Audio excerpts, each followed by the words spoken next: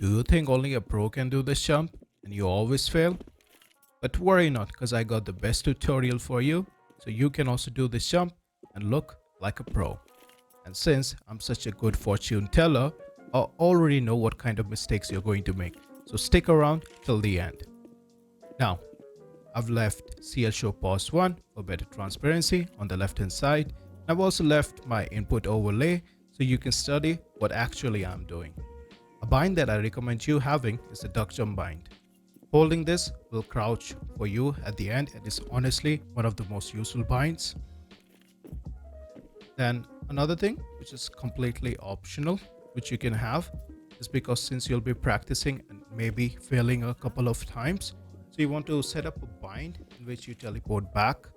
So this is going to actually help you teleport back. It's optional, you can just no clip and come here, but I recommend doing this. You can bind it to anything you want, so whenever you fail or succeed, you can return back by the press of a button.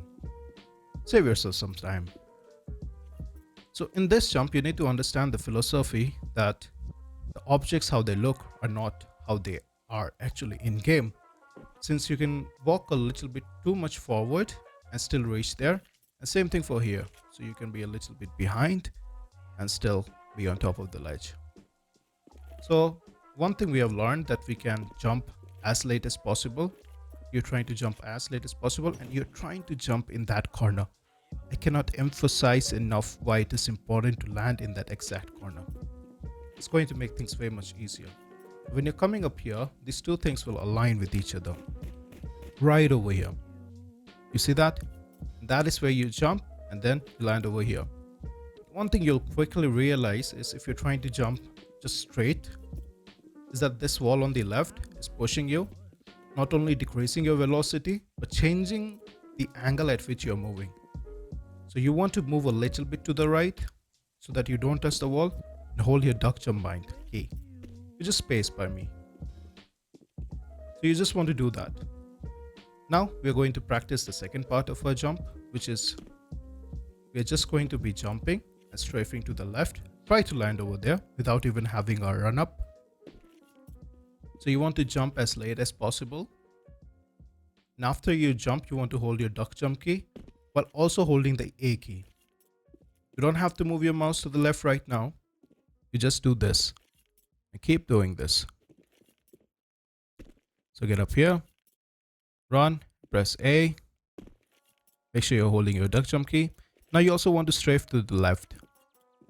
So let's do that again.